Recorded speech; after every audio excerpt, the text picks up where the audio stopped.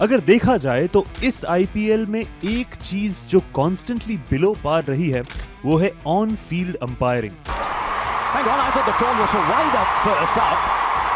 एक तरफ जहां on field umpiring below par रही है, वहीं एक दो नई टेक्नोलॉजी की वजह से थर्ड अंपायरिंग में काफी इंप्रूवमेंट्स देखने को मिली है।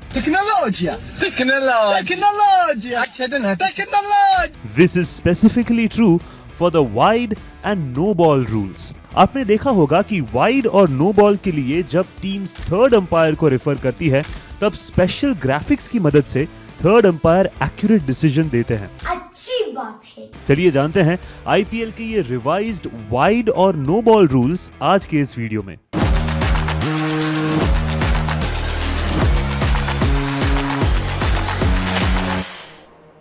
इस साल आईपीएल में वाइड और नो बॉल के लिए अगर कोई टीम थर्ड अंपायर के पास जाती है तो आपने देखा होगा कि third umpire special technology use करते हैं।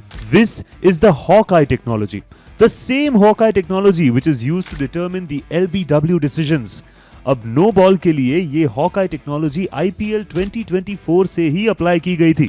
इस टेक्नोलॉजी के चलते हॉकआई के डेटाबेस में हर एक बैटर की toe to head height recorded होती है। नो बॉल डिटरमिन करने के लिए बॉल की पॉपिंग क्रीज के ऊपर की पोजीशन को बैटर की हाइट के साथ कंपेयर करके अंपायर डिसीजन दिया जाता है। जो रूल्स इस साल से ही एप्लीकेबल हुए हैं वो है वाइड के। ओवरहेड वाइड्स के लिए इस साल वही हॉकआई और उसका वही हाइट डेटाबेस इस्तेमाल किया जाएगा जो पिछले साल से वेस्ट हाई नो बॉल के लिए किया जा रहा है।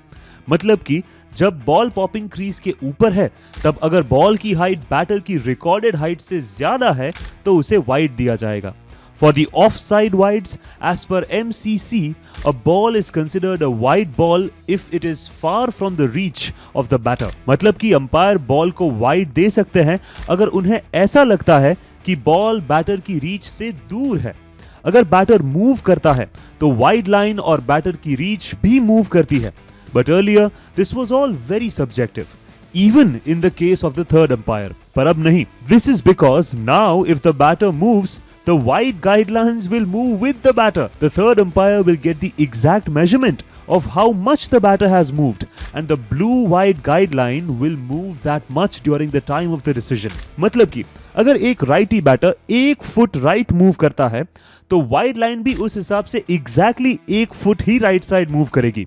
रिवाइज वाइड गाइडलाइंस जो कि इस केस में ओरिजिनल गाइडलाइंस से 1 फुट दूर है वो थर्ड अंपायर को दिखेगी और उसके बेसिस पे वो डिसीजन देंगे। अंपायरिंग की फील्ड में भी टेक्नोलॉजी और आर्टिफिशियल इंटेलिजेंस काफी हेल्पफुल हो रही है। जहां इस आईपीएल में ऑन फील्ड अंपायर्स ने मिस्टेक्स की है, वहीं टेक्नोलॉजी ने थर्ड अंपायर्स के काम को ज्यादा एक्यूरेट कर दिया है।